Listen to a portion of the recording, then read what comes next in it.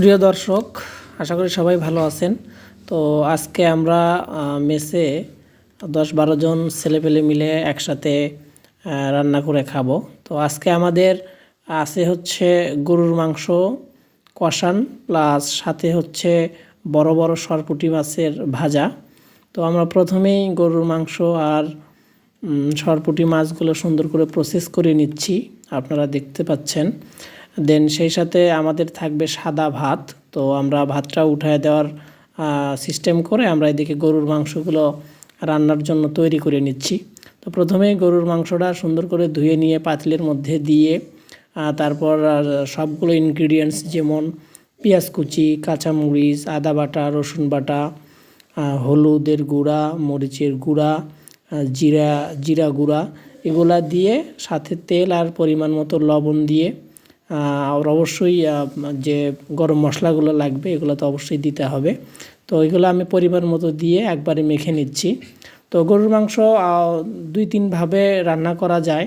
তো যারা সংক্ষেপে দ্রুত রান্না করতে চান তারা অবশ্যই আমার এই দেখানো প্রসেসটাই করবেন, তাহলে ঝামেলা ছাড়াই আপনারা খুব দ্রুত রান্নাটা করতে পারবেন। এছাড়াও অনেকে হচ্ছে আপনার অন্যভাবে কষে আগে মশলাগুলো কষে নিয়ে রান্না করে, তো আমি সেটা করতেছি না। আবার অন্যদিকে আমাদের যে মাছ যেটা ভাজবো আমরা সরপুঁটি মাছগুলো, সেগুলো ধুয়ে নিয়েছি এবং সেই সাথে মাছের গাগুলো একটু করে কেটে নিয়েছি যাতে মশলাগুলো ঢোকে। তো মাছের প্রথমে আমাকে মেরিনেট করতে হবে, আর মেরিনেট করার জন্য যে ইনগ্রিডিয়েন্টসগুলো লাগবে যেমন হলুদের গুঁড়া, মরিচের গুঁড়া, সাথে আমি একটু লেবুর রস দিয়েছি। লেবুর রস দিলে হয় কি মাছটা বেশি সফট হয় এবং মাছের যে একটা আষ্টে গন্ধ সেটা কিন্তু আর থাকে না। তো আপনারা চেষ্টা করবেন যে আমরা মাছে মাখানোর জন্য যে মানে ইনগ্রিডিয়েন্টসগুলো নিব, যেমন মরিচের গুঁড়া, হলুদ, আদা বাটা, রসুন বাটা, তো এগুলোর সাথে একটু আমরা হচ্ছে লেবুর রস নিব। হ্যাঁ, দেখেন এইদিকে আবার আমরা মাংসটাও উঠায় দিয়েছি। তো এটা হচ্ছে তুলে দেওয়ার পর আমরা একটু পর একটু নাড়ে দিব। আর আরেকটা জিনিস আপনারা সবাই মাথায় রাখবেন, গরুর মাংস কিন্তু আমরা আগে এক্সট্রা করে পানি দিব না। আমরা যখন মেখে নিব ওইটাই ডিরেক্টলি আমরা হাঁড়িতে বসে চুলায় চাপিয়ে দিব। দেন কষানো হয়ে গেলে কষানোর এক পর্যায়ে আমরা হচ্ছে যেটা ঝোল আর কি সেটা আমরা দিয়ে দিব। হ্যাঁ, আপনারা দেখতে পাচ্ছেন। দেন অন্যদিকে আমি একটা কড়াইয়ে তেল গরম করে নিয়ে সেখানে সরপুঁটি মাছগুলো ছেড়ে দিচ্ছি।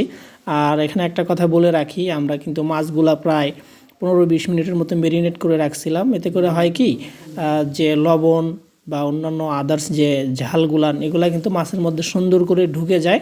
দেন ভাজার পর সুন্দর একটা কালার আসে এবং খেতেও কিন্তু খুবই মজাদার হয়। হ্যাঁ, আপনারা এই যে ভিডিওতে আমি যেমন করে দেখিয়েছি এমন করে নেবেন।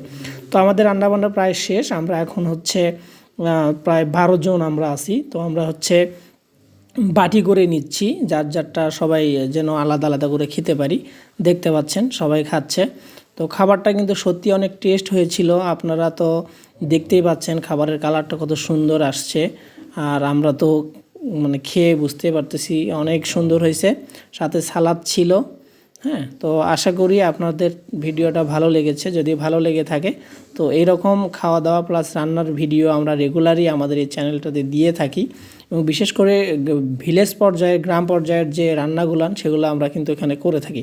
ধন্যবাদ সবাইকে, আবার দেখা হবে অন্য কোনো ভিডিও।